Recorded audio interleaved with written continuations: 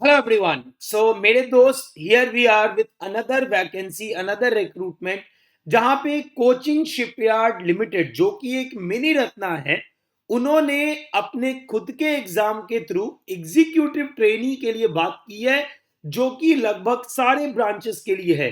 तो in detail इस notification के बारे में चलते हैं और एक एक करके सारी बातें यहाँ पे हम लोग करने जा रहे हैं। तो मेरे दोस्त, अगर आप यहाँ देखोगे तो ये जो वैकेंसी आपकी निकाली गई है, ये वैकेंसी निकाली गई है फॉर ऑल द ब्रांचेस, चाहे आप मैकेनिकल हो, इलेक्ट्रिकल हो, इलेक्ट्रॉनिक्स हो, नवल आर्किटेक्चर हो या सिविल इंजीनियर हो।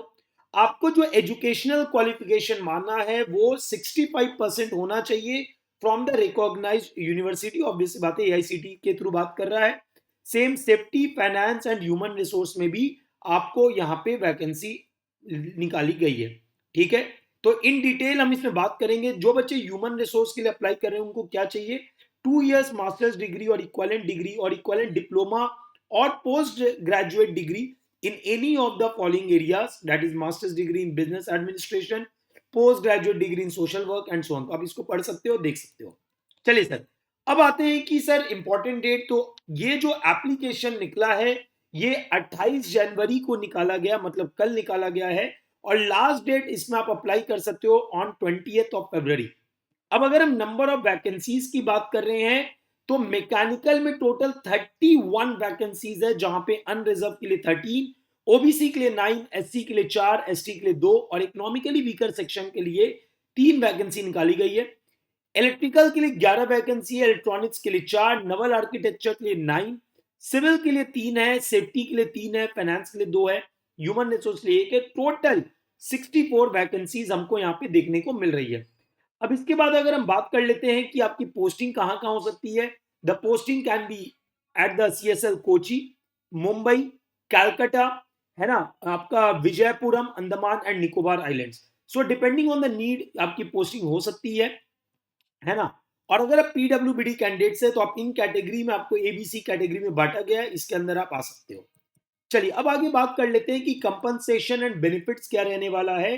तो देखिए, आप जब सेलेक्ट हो जाओगे तो पहले आपको 1 ईयर का ट्रेनिंग प्रोग्राम में डाला जाएगा, जहां पे आपको मंथली स्टाइपेंड 50,000 दी जाएगी। और अगर आपको एक्स्ट्रा आवर्स काम कराया जाता है तो आपको मिनिमम 3,000 पर मंथ आपको दिया जाएगा, डिपेंडिंग ऑन द नीड।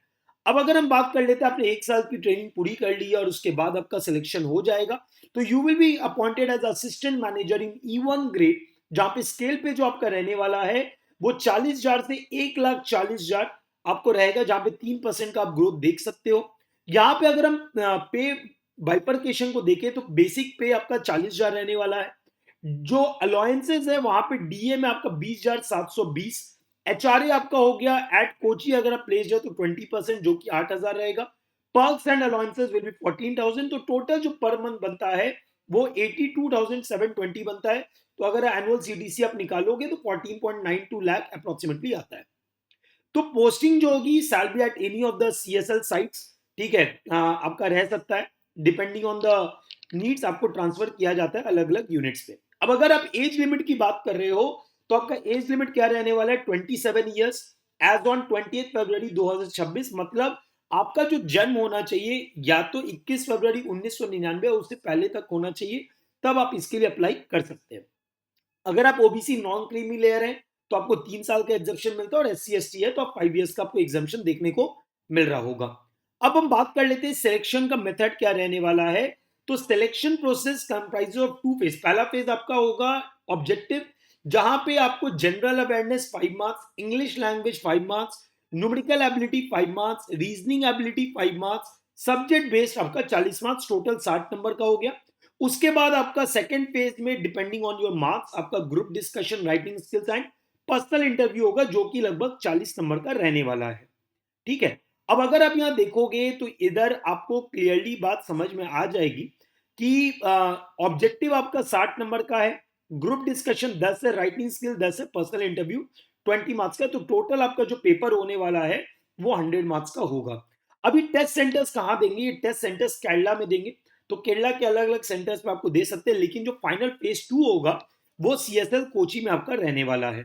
अब यहाँ पे कुछ बातें इन्होंने बोली है कि अगर आप अनरिजर्व पोस्ट या ईडब्ल्यूएस कैंडिडेट हो तो आपको 50% of the total marks of each test आपको स्कोर करना पड़ेगा। हर टेस्ट में आपको मिनिमम 50% स्कोर करना पड़ेगा। अगर आप ओबीसी कैंडिडेट हो 45% of total marks of each test आपको स्कोर करना है। एससी एसटी है तो 40%, पीडब्ल्यूबीडी है तो 40%।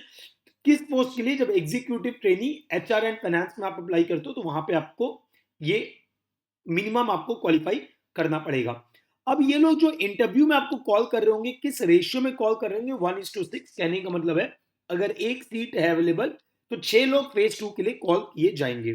ठीक है, तो rank list of the candidates who qualified in all the phases shall be prepared based on the total marks secured by the candidate in phase 1 and phase 2। मतलब फेज 1 और phase 2 दोनों के नंबर ऐड किए जाएंगे और तब आपका final merit list निकाला जाएगा।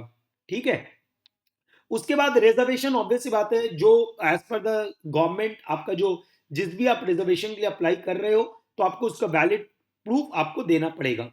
अब क्वालिफिकेशन की, जैसे मान लो मैकेनिकल का बच्चा है, मैकेनिकल पे आप अप्लाई कर रहे हो, लेकिन कोई जरूरी नहीं कि मैकेनिकल इंजीनियरिंग वाला ही यहाँ पे अप्लाई कर रहा होगा।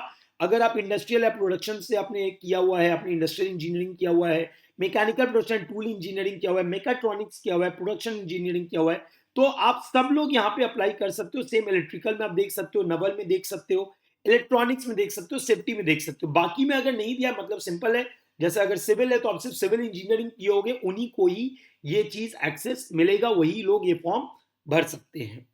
ठीक है, अब यहाँ पे आपको बोला गया है कि आपको परसेंटेज बताना है। बहुत से कॉलेज में सीजीपीए, ओजीपीए, सीपीआई चलता है, तो आपको आगे अगर कॉलेज ने स्पेसिफाई किया है कि इसको परसेंटेज में कैसे एक्सप्रेस करना है तो उसका प्रूफ आपको देना पड़ेगा, अदरवाइज वो प्रॉपर्ली वहां पे कन्वर्ट किया जाएगा।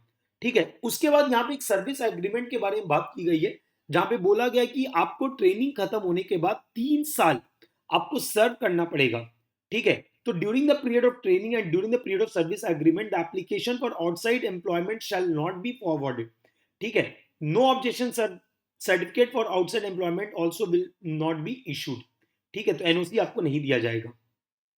तो documents to be uploaded online, क्या क्या डॉक्यूमेंट्स आपको अपलोड करने पड़ेंगे? सर, आपको copies of certificates, marksheets for the proof of the educational qualification, certificates in the proof of age, caste, disability, experience etcetera shall be uploaded.